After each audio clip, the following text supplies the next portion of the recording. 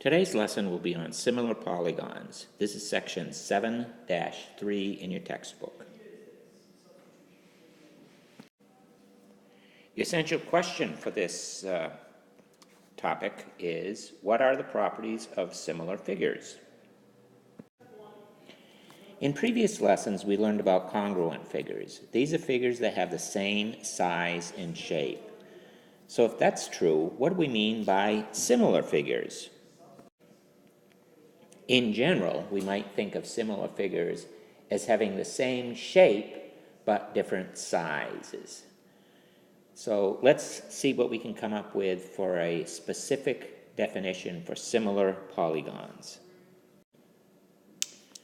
So our formal definition might look like this. Polygons are similar if their vertices can be paired so that 1, corresponding angles are congruent, and 2, corresponding sides are in proportion. That is, their lengths have the same ratio.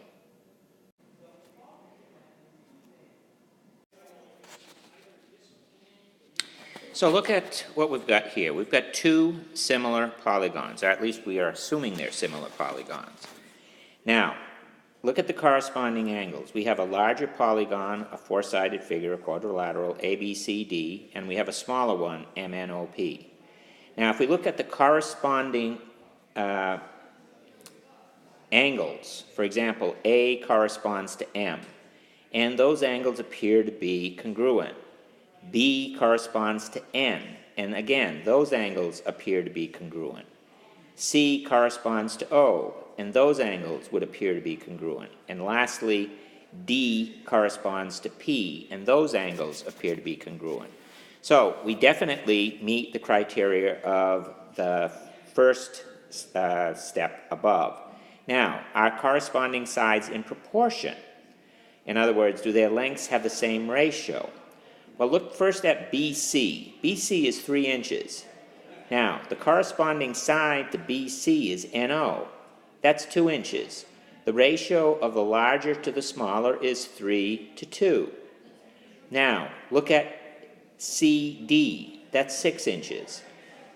That corresponds to OP, which is 4 inches. The ratio of those is 6:4, which can be reduced to being 3:2.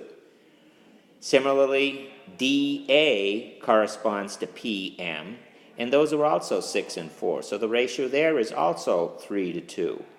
And then lastly, the last side is AB and MN. Well, AB is 9 inches, MN is 6 inches. The ratio there is 9:6, which can be simplified as 3:2. So yes, the corresponding angles appear to be congruent, and the corresponding sides are in proportion. That is, their lengths have the same ratio. So this is how we determine whether we've got two polygons that are similar. Now, how do we once we know they're similar, how do we identify them? Okay, so we would write this as ABCD is similar to MNOP. Now, there's a couple things to notice. First of all, what is the symbol for similarity? That's that little squiggly line. It's not an equals, it's not two squiggly lines, it's just one squiggly line there. And that means that we're talking similarity. Okay? Now, next thing is, notice the order of the letters. On the left, I identify that polygon as A, B, C, D. So therefore, the right polygon has to be identified with the corresponding vertices in the proper order. So what corresponds to A? That's M. What corresponds to B? That's N. C corresponds to O, and D corresponds to P. So they must be in that order. If instead I had said, now if I had identified the left polygon as DCBA, I could not identify the right polygon as MNOP.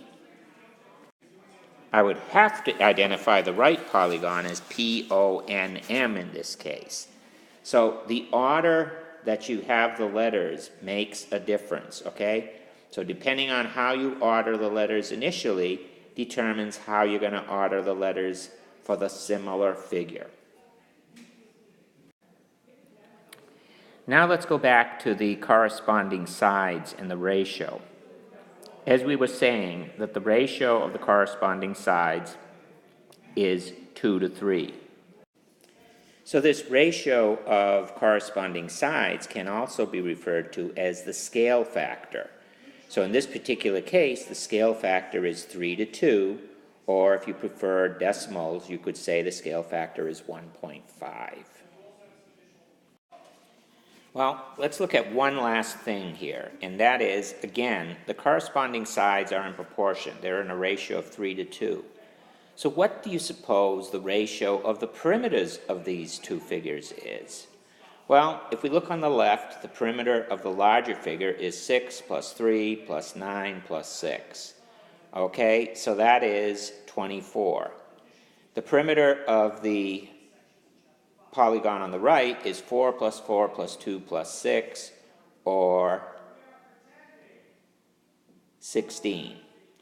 So the ratio of our perimeters, so therefore if we have a perimeter of 24 on the left and 16 on the right, the ratio of the perimeters is 24 to 16, or 3 to 2. So the ratio of the perimeters is also equal to the scale factor, just like the ratio of the individual sides is equal to the scale factor. Now I would like you to go to page 250 in your textbook and do classroom exercises, problems numbers 5 through 9, and post your answers in the Dropbox.